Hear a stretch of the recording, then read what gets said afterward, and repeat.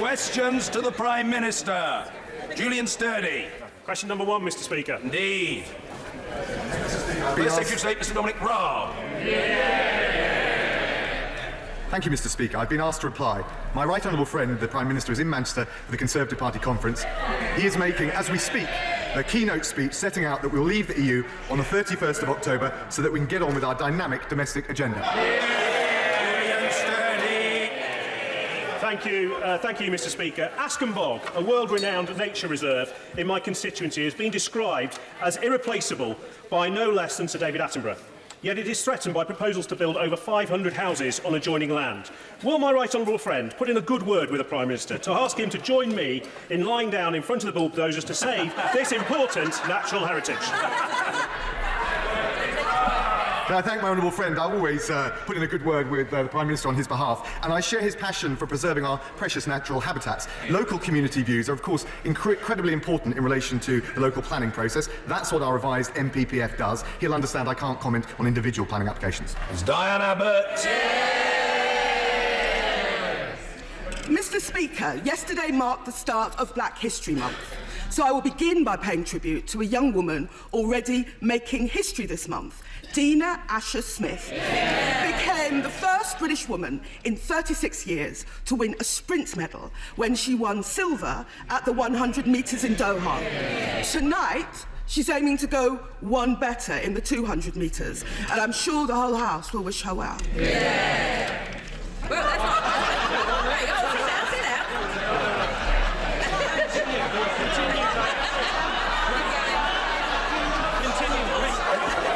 I think that was a preface to a question.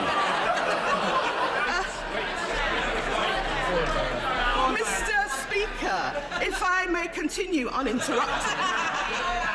Last week, my honourable friend, the member for Dewsbury, raised the very specific issue of how many of the hundreds of abusive and violent messages she receives use the Prime Minister's own words. The Prime Minister dismissed these concerns as simply humbug.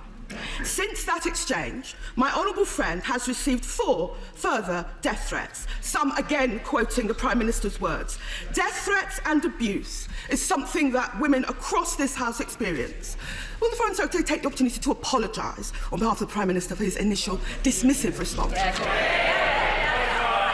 Can I thank the Right Honourable Lady, and my eagerness to get rise to the dispatch box was only because it is fitting in Black History Month as the Right Honourable Lady becomes the first black MP to take to the dispatch box for PMQs. To say that she has blazed a trail, she's made it easier for others to follow in her footsteps, and that is something that I and every honourable member in this House can take pride in paying tribute to. She raises the increasing level of online and wider abuse that politicians get on all sides of this House, and I think we should come together to be clear that there must be zero tolerance for any abuse or any threats. And can I also say I found the level of abuse that the Right Honourable Lady has received online to be totally disgusting, totally unacceptable. At the same time, and I'm sure as a passionate champion of free speech, she will defend our right in this House to defend the issues of substance. The remarks that the Prime Minister, my right honourable friend, made were aimed at the suggestion that he couldn't describe the Surrender Act in such terms. It is absolutely clear, given the substance of the legislation, that it would achieve that and undermine the ability of the government to go and get a deal in the EU, which on all sides we want to achieve. Diane Abbott. So we can take it there is no apology from the Foreign Secretary. I raised a very specific point that the member for Dewsbury raised about the abuse she gets using the Prime Minister's own language. Yes. Mr. Speaker, deliberately disturbing billboards showing unborn fetuses have been put up in the London Borough of Walthamstow. They're upsetting for women walking past, but particularly upsetting for the member for Walthamstow because these billboards are targeted at her in response to her work to decriminalise abortion in Northern Ireland. Abortion in Northern Ireland should be decriminalised on the 21st of October. What will the Foreign Secretary do to ensure that from later on this month, women in Northern Ireland will have the same human rights to legal and safe abortion as women in England, Wales and Scotland? Well, what can I say to the Right Honourable Lady, and she's referred to the other Right Honourable member and the abuse that she's received, that I and all members of this House, I know, believe it is totally unacceptable. There is a place for free speech, but we should never allow that to cross over into abuse, intimidation or harassment. Honourable members on all sides of this House going about their business. The most important thing we can do on the specific issue that she addresses is get the institutions in Northern Ireland back up and running so that they can exercise their rights, their prerogatives on the behalf of the people of Northern Ireland. Diane Abbott. Thank you, Mr. Speaker. I notice the Foreign Secretary hasn't said anything about those horrific posters, not posters anyone would want to see, particularly someone who's actually pregnant, as the member for Walthamstow is. Mr. Speaker, Labour last week reiterated its call to end the rape clause, which forces women to fill out a 4-page form to prove their child was born of rape to get financial help. Will the Foreign Secretary today back Labour's pledge to remove the abhorrent rape clause from universal credit? Well, I would say that we've looked at this issue and we continue to look at it. I think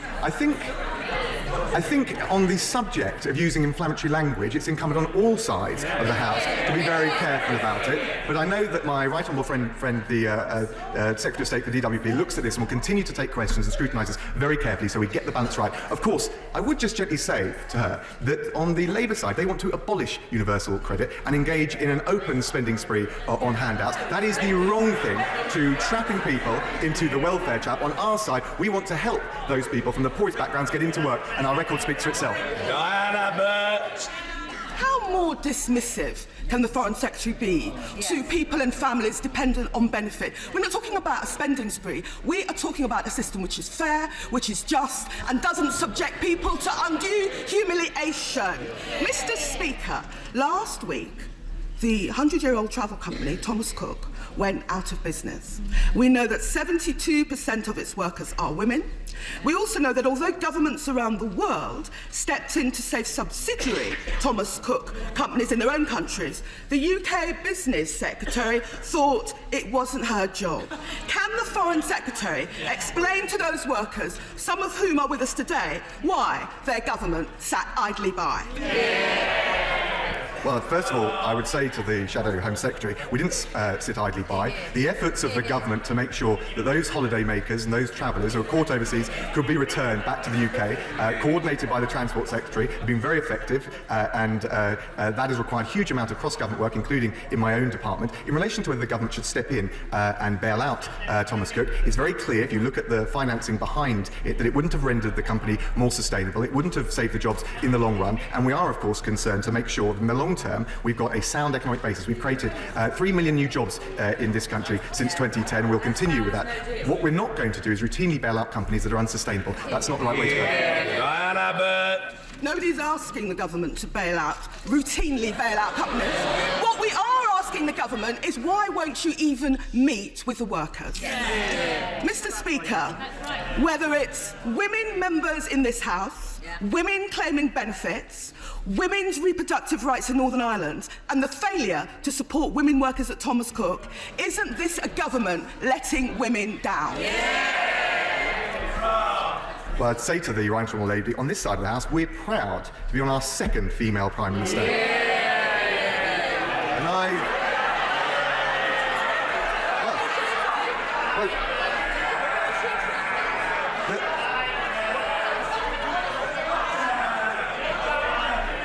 want to hear the First Secretary's answer. He's embarked on his answer. I want to hear it. I think the House will want to hear it, and everybody else will want to hear it. Mr. Raab. Thank you, Mr. Speaker. The Labour front bench are pointing to my Right Honourable friend. Well, I'd like to take that opportunity to pay tribute to the Right Honourable member from Labour for her accomplishments in tackling human trafficking, for her accomplishments and drive to tackle violence against women, and for the domestic violence bill that we'll be introducing in this House today for further debate. Diane Abbott. The Foreign Secretary hasn't mentioned the fact that there are over 600,000 more women and girls in poverty now than in 2010. And can I just say gently to him, I was a member of this House when Tory MPs defenestrated the then female Prime Minister, Mrs. Thatcher. And I've been a member of this House. I've been a member of this House when Tory MPs worked their will to the immediate female Prime Minister. And it seems to me that Tory members of Parliament may on occasion make women their leaders, but they need to learn,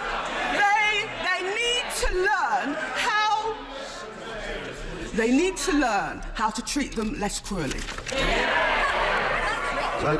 Can I just gently say to the Shadow Home Secretary in relation to Margaret Thatcher that if she wants to talk about treating them better, she might have a word with the Shadow Chancellor, who talked about going back in time to assassinate her. That's not appropriate language on her side. She talked about Labour's record. Can I just remind her that because of Labour's economic mismanagement, we saw female unemployment rise by over a quarter. Now they want more debt, more borrowing and higher taxes. On our side, we're proud. Female employment at record lows, higher percentage of women on FTSE 100 boards, and the gender pay gap at a record lower than under the last Labour government.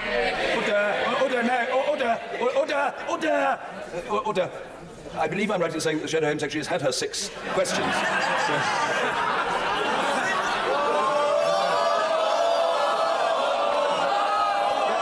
There will be more.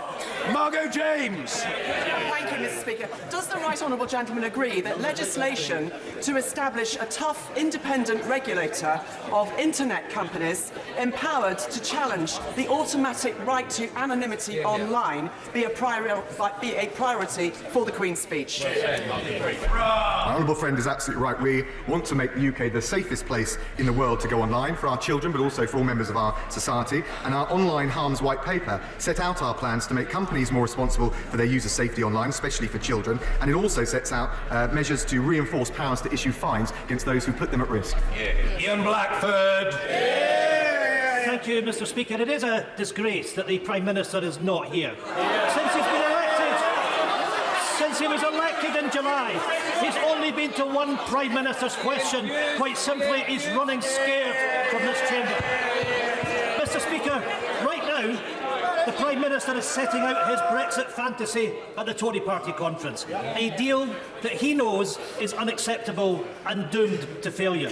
When this deal fails, as they know it will, Downing Street sources have insisted the government will not seek an extension.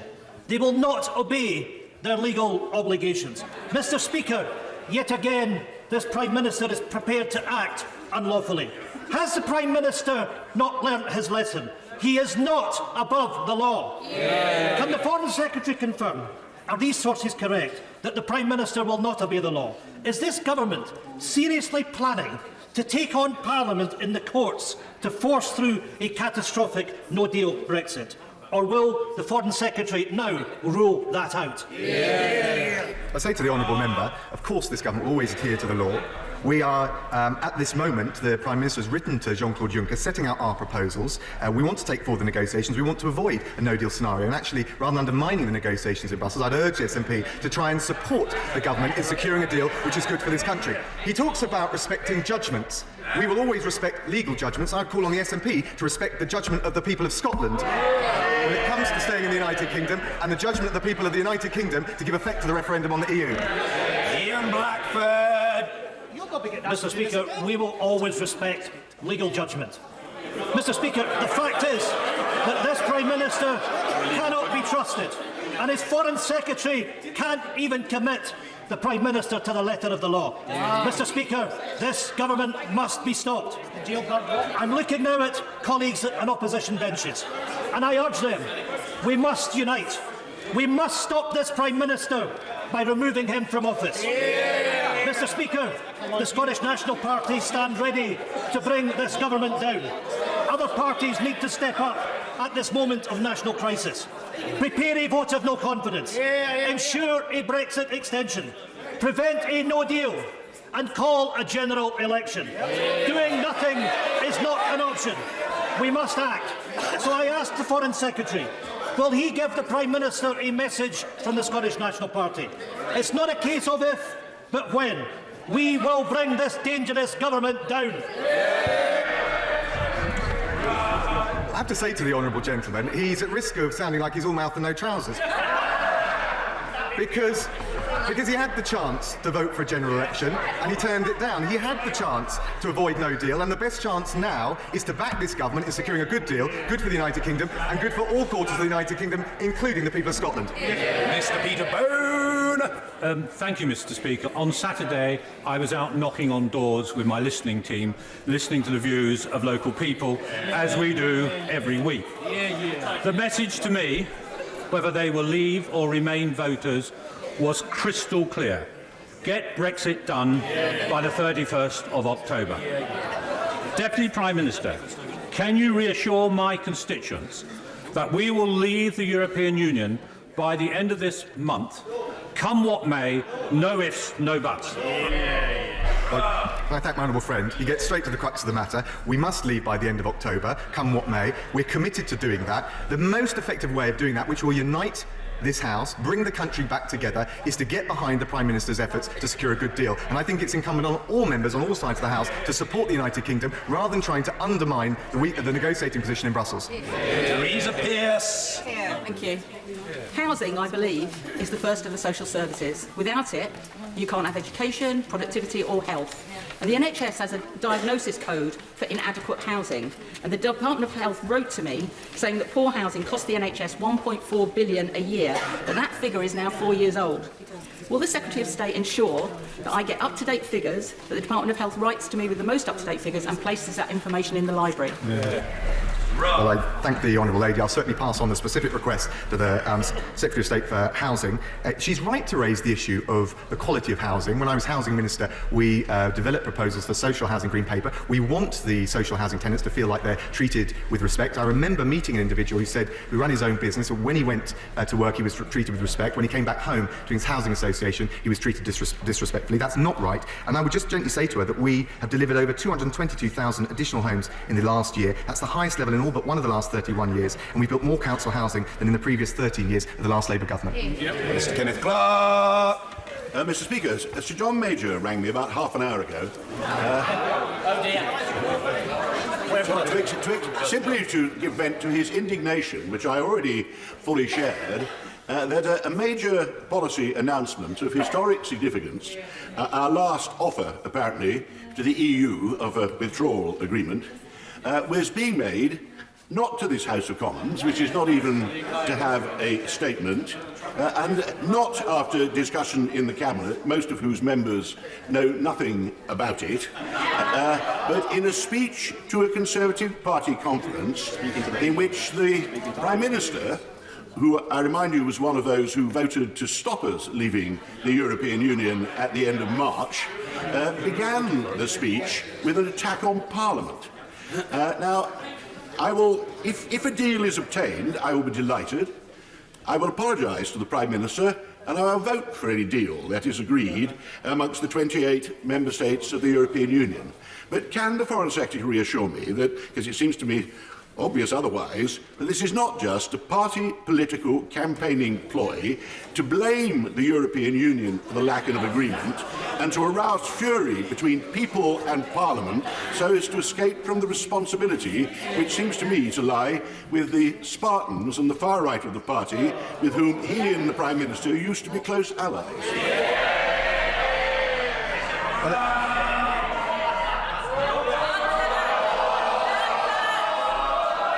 I thank my right honourable friend. Can I just, on the specific point, the proposals that we are setting out to Brussels, and David Frost, the Prime Minister's Special Advisor, is over in Brussels doing that, will be set out first in the House of Commons. They will be published. No. The Shadow Foreign Secretary is chuntering from a sedentary position, but the proposals have not been set out in Manchester. They will be set out in written proposals to Jean-Claude Juncker, and they will be published in the House later on. And I would gently say to my right honourable friend, and I know later today the Shadow Foreign Minister is continuing to talk from a sedentary position, but I just say to my right honourable friend, he and I have always had slightly nuanced but differing views on the EU. But I think the one thing that we all want to do is get a deal right now, and that's why the attempts by Parliament to frustrate that have been deeply counterproductive, and also to give effect to the promises that on all sides of the House we made, to give effect to the referendum and to keep trust with the electorate of this country. Eleanor Smith. Thank you, Mr. Speaker. The government's up-to-date of the National Planning Policy Framework, published in July 2018, changed the policy we have for generations of not building on the Greenbelt. It's a policy that allows future development to be considered. Local planning authorities are now coming under great pressure from developers who don't want to spend the money to improve brownfield sites. Because of this, unspoilt areas like the 7 cornfields on the edge of my constituency are now under threat from inappropriate development by house builders who put profit above all else. We should not be building on these sites, especially at the time of the concerns for the environment. I'm asking the Prime Minister to review the Green Belt policy to protect the areas like the 7 cornfields from the developers. Lady, and actually her concerns on this are shared right across the House, so I think it's something which will be of interest and importance to everyone here today. The National Planning Policy Framework is very clear. Green Belt must be protected, brownfield sites must be brought forward, and in order to provide a greater boost to the supply of new housing, we've introduced measures to boost the density and the ability to raise up homes in more urban areas or suburban areas whilst protecting the Greenbelt. There has also been a huge amount of money that has gone in right across the country in terms of infrastructure development to make sure that we can build the right homes in the right places, but also answer the significant concerns of local communities who ask where will the schools, the housing, the roads come from. We're making sure that we give councils the support they need to build the right homes in the right places. Miller. The government is backing a new hospital to serve Basingstoke with money to develop our business case. Does my right honourable friend agree that a bid that could include new jobs, new state-of-the-art facilities and new homes is a bid that everybody in North Hampshire should get behind? So I thank my right honourable friend, and it sounds like a very tantalising proposal, and I'm sure the Health Secretary will look at it very carefully indeed. We've made clear that we're backing the NHS with the biggest cash boost in history, an extra £34 billion a year by 2023-24. You can only do that with a strong economy, and that's precisely what the Labour Party will put at risk. Lucy Powell. Very much, Mr. Speaker. On Monday, my constituent Richard should have been paid. It was the first time in his life that he wasn't. Richard, like many others that I met with his union Unite, was a dedicated employee of Thomas Cook. Given that the warning signs were there for months, if not years, will the government use this extra parliamentary time that we've now got to bring forward emergency legislation to stop a further airline collapse? And will he pledge now to expedite Richard's redundancy pay and to recoup the millions taken by the directors in the last few months? Well, can I first of all say that I feel for anyone, whether it's people stranded abroad or people that lost their jobs, in relation to the Thomas Cook scenario. I've set out the position of why the government doesn't systematically bail out or step in to prop up firms which are unsustainable. And I'm afraid if the Honourable Lady looks at those figures, I think she'll see that that wasn't a sustainable route to go. But of course, if she wants to write to me, we'll make sure we look at any of the details that she raised. But the bottom line is the way we create a healthy economy, the way we create jobs, is by making sure you've got the tax measures in place, you're not raising taxes on businesses, and you're supporting the workers of this country, and that's what we're doing.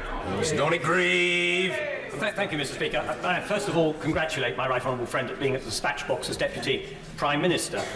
How is it that the government is allowing special advisers at number 10 Downing Street, speaking on behalf of the government, to tell outright lies? Should be familiar that on Saturday, such a special advisor, who I believe is Mr. Dominic Cummings, told the Mail on Sunday that a number of honourable members were in receipt of foreign funding in order to draft what is known as the Ben Act, something which in itself is totally untrue. But moreover went on to say that this was going to be the subject of a government investigation.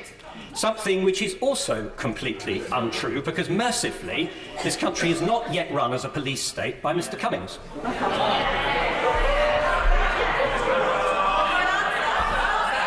Well, I thank my right honourable and noble and learned friend. I wasn't quite sure what the question there was, but the position of the government. The position of the government is that advisers advise and ministers decide. And in relation to the legislation, which we have rightly dubbed the Surrender Act, it is right that that gets the kind of scrutiny that a government would get, whether it's the scrutiny from the executive, parliamentary select committees in this House, or indeed the declarations of interest that should come forward in the normal way. Patricia Gibson. Thank you, Mr. Speaker. Can the Secretary of State set out clearly and unambiguously for this House in what circumstances will the Prime Minister write to the EU Council President as set out in the terms of the Ben Act? Well, the government's been very clear. We will respect the law.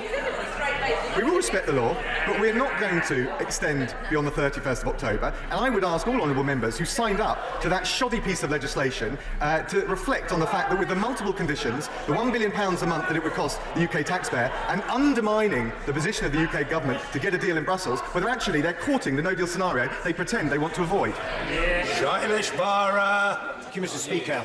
And may I join in the tributes paid earlier to the Right Honourable Lady on her historic achievement today. Mr. Speaker, today marks the 150th birth anniversary of Mahatma Gandhi. Would my Right Honourable friend agree with me that his message of non-violence, religious tolerance and greater rights for women is as applicable today as it was in his lifetime?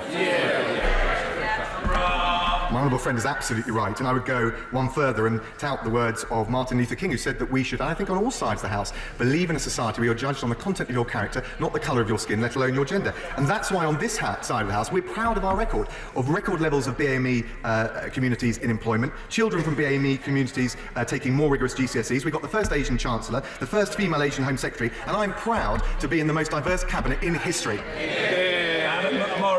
Thank you, Mr. Speaker. My constituent, Anne, has an autoimmune condition and needs 20 tablets a day to control pain. This medicine is her lifeline, and without it, she could die. But she's been warned that a no-deal Brexit will mean a severe risk in their supply. Can the Secretary of State say why his government is willing to risk her life and many others by refusing to rule out no deal, choosing a policy of ruin over delay? I have to say to the Honourable Lady that of course we share the concerns of anyone in the position of her constituency. That's why the head of the NHS, Sir Simon Stevens, and the Health Secretary have said that they have put in place all the necessary arrangements to make sure that in a no-deal scenario medicines will continue to flow across the border as required. But if she really wants to avoid a no-deal scenario, get behind this government, getting a good deal in Brussels, and that's the best thing for all concerned. Mr. Speaker, I congratulate my right honourable friend for his role today. I remember when my right honourable friend resigned from the Cabinet because of his disagreements with Brexit policy, a route I subsequently became familiar with. But does his experience not remind him that there are honourable different opinions across this House about how we leave the European Union, about how we interpret the will of the people, and the essential thing is that every member here representing their constituency has a role to play in that? And can I urge him, when working with my right honourable friend, the Prime Minister, to make sure that any decisions, any progress is taken through this House? I can give my right honourable friend that reassurance. I do understand, and we've always managed to stay on civil, cordial, even amiable terms throughout all the challenges of Brexit, and I think that's something that we should, on all sides of the House, seek to do. Parliament, of course, has got a crucial role to play. I don't think anyone can legitimately say Parliament hasn't, with the stalwart support of the Speaker, scrutinised Brexit at every stage. But we've also got to remember, on all sides, and particularly on this side, the promises we made to the voters to give effect to Brexit, to get Brexit done, and that's the way we can move on, unite the country, and take Britain forward. Mr. Clive Betts. Thank you, Mr. Speaker. On the 27th of July, the Prime Minister in Manchester said he wanted to bring northern cities' bus services up to the same level as London. Bus services are really important to my constituents, Mr. Speaker. The problem is that currently government funding on bus services in London is £75 a head. In Sheffield, it's £5 a head. While the Chancellor's announced a further £200 million for bus service, it would take half that money to bring Sheffield funding level alone up to the same as London. So I asked the Foreign Secretary, is the government really going to fund the better bus services that the Prime Minister promised for northern cities like Sheffield? Or once again, have we had a grand announcement for the Prime Minister, which on detailed examination simply isn't worth the paper it's written on? Say to my honourable friend, the chairman of the Select Committee, we're absolutely committed to boosting bus services in his constituency and indeed infrastructure right across the country. That includes transport, that includes broadband, and that means making sure that we have a more balanced economy which can boost jobs, reduce deprivation, make sure we can fund the precious public services we need. And on the specific point he raised, I will ask the Secretary of State for MHCLG to write to him personally. Sir Hugo Swire. Mr. Speaker, within the last 24 hours, the DPRK has launched a possible submarine-based ballistic missile. If so, that would be the first submarine-based missile they've launched in 3 years. This is their 9th launch, I believe, since June. Has my right honourable friend had an opportunity to talk to other leaders within the region? And given that this is coming a few days before the resumption of talks with the United States, what assessment has he made of the continuing threat of the DPRK to the region and to the wider world? That honourable friend and pay tribute to his time at the Foreign Office. He was a very effective minister and he continues to make the case from the backbenches. We are concerned about the situation in North Korea and we do regularly raise this with our international partners. There have been a series of missile tests by Pyongyang which are deeply troubling. We continue to make clear that they must show restraint and adhere to their legal commitments. And of course, there is some bluff and bluster in the lead up to the talks with the US. What we would like to see is a de-escalation of tensions and a route to denuclearise North Korea. Furness. Mr. Speaker, this week I heard from Phil and Rachel Turner, my constituents whose 5-year-old daughter Eliza has cystic fibrosis. They are planning to move to Scotland so she can receive the life-changing drug Acombi on the NHS. Does the First Secretary of State agree with me it is a tragedy that families should have to root their lives in this way? Can he confirm today that funding will be found for children affected by this terrible disease so they can take up the treatment without delay? And furthermore, can I suggest that the government should support Labour's plan of setting up a publicly owned generic drugs manufacturer that would supply medicines to the NHS at affordable rates? Can I just say that I feel for any family and any children in the situation that the Honourable Lady highlights. We're frustrated, as is everyone, that agreement hasn't been reached yet that would provide access to Acombi. We do have a system in NICE and with NHS England where it is for clinicians, not politicians, to determine the fair price for medicines. I have to gently say, I think the proposals that have been put forward by the Labour Party would put that at risk because they would repel investment, repel innovation, and that's not the right way to get medicines to the people that need them. Sir Henry Bellingham. Speaker, can I ask the First Secretary to turn his attention today to Hong Kong, where yesterday's events were truly awful.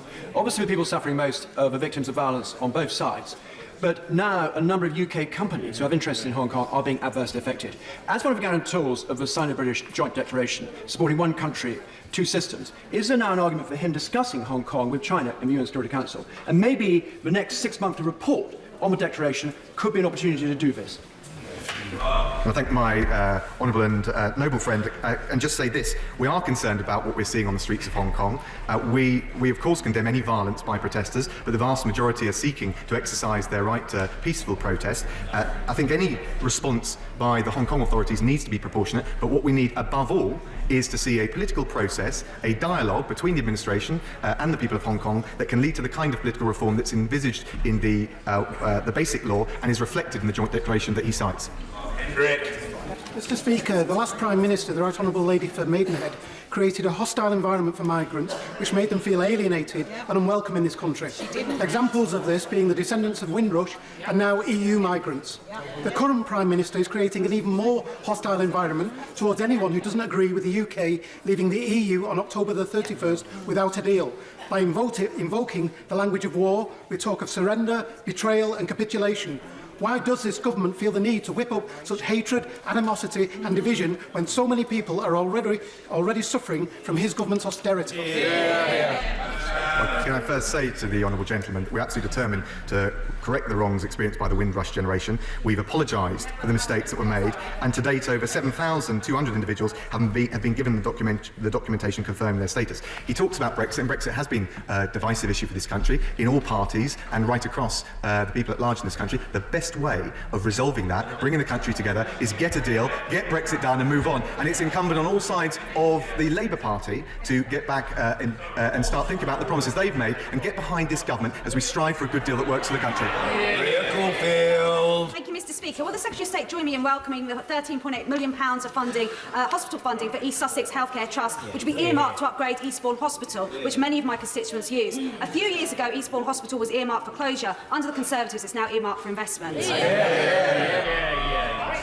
Can I thank the Honourable Lady? I'm delighted with the new investment going into her constituency. We've backed the NHS with almost £34 billion a year by 2023-2024. There's an extra £1.8 billion going into 20 hospital upgrades, and we're also providing £250 million to boost artificial intelligence so we can improve earlier cancer detection, new dementia treatments and more personalised care. All that will be put at risk by a Labour Party or a Labour government that would tank the economy. Jimmy Birkin. Mr. Speaker, I recently met a victim of domestic violence who continues to live in isolation and terror even after the abusive relationship is over. This Parliament has a duty to her and to every victim of domestic violence to pass the Domestic Abuse Bill, which finally has its second reading today. Will the Foreign Secretary promise her that this life-saving legislation will not fall due to prorogation? I pay tribute to the honourable gentleman.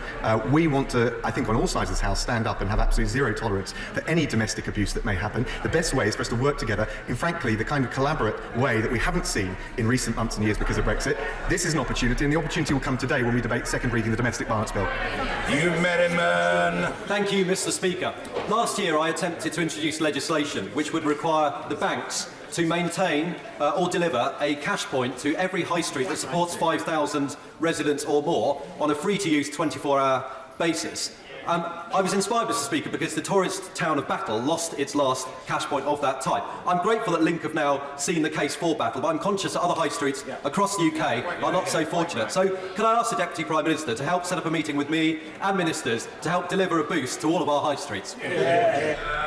I thank my honourable friend. I'll certainly pass on the point he's made directly to the Business Secretary and other ministers and see what more can be done in the specific neighbourhood that he talks about. The reality is that we do have businesses and high streets which are suffering, partly because of online competition, partly because of consumer trends. And what we need to try and make sure is that we boost high streets, we boost businesses, and in particular we boost the small businesses in this country that have created over 80% of the new jobs. And all of that will be put at risk by the frankly damaging and counterproductive policies that have been come up with, in particular this week, by the Shadow Chancellor. Julie Elliott. Mr. Speaker, many of my constituents in Sunderland who voted Leave are contacting me as they are petrified of the crash-out no-deal Brexit on top of years of hardship caused by Tory austerity. Will the Secretary of State confirm that the government will obey the law and request an extension of Article 50 so that people in Sunderland avoid the double whammy of no-deal Brexit on top of Tory austerity? I have to say to the Honourable Lady that of course we'll adhere to the law, but the Prime Minister's been clear that we must leave by the end of October. That's in order to maintain public trust in our democracy and avoid the public feeling that parliamentarians, politicians don't listen to what they've said. And if she wants to avoid a no-deal Brexit, get behind this government in securing a deal that all sides can support. Henry Smith. Thank you, Mr. Speaker. Yesterday I was honoured to speak at the official opening of CAE's new flight simulator and aviation training centre at Gatwick Airport. Will my right honourable friend join me in welcoming this significant aviation inward investment into global Britain? Thank honourable friend. It's absolutely crucial that we make this country the best place to invest for technology, for innovation, and that is part of the vision of global Britain. So I'm pay tribute to the project in his own constituency, and that's what we can deliver if we can get Brexit done and dusted and move on and allow the people of this country to move on. Mr. Speaker, the right honourable gentleman and the government talk about the will of the people and the need to restore trust in democracy when it comes to Brexit, whilst completely forgetting that over 16 million people voted for us to remain in the European Union, 13 million people chose to abstain in the referendum, and 1.5 million youngsters weren't eligible to vote, and they now want a say about their future. So on that basis, surely the way to protect democracy is to put any Brexit deal to a confirmatory referendum. Because if we don't have that people's vote, we will leave the European Union without the consent of the majority of people of this country. Say to the Honourable Lady, and I know we've got different views on Brexit, but we've always got on professionally and civilly in the past, and I understand the passion with which she holds her views, but I think a second referendum would be the last thing this country wants. It would solve nothing, it would put at risk the Union, because it would be a political gift to the SNP. If she wants to avoid no deal, then she should back the government, not undermine it, as it strives for a good deal in Brussels. Michael Tomlinson. Indeed, Mr. Speaker, and with the shape of a potential deal becoming clearer, will the First Secretary of State repeat and confirm his absolute commitment to leaving on the 31st of October, in contrast to the Lib Dems? I don't think we have a single Lib Dem in the chamber this afternoon who wants to leave. Oh, we do, we have one. Forgive me, Mr. Speaker, I got that wrong. We have one Lib Dem in the chamber. In contrast to Lib Dems who want to overturn the democratic result, and the Labour Party that doesn't quite yet know what it wants.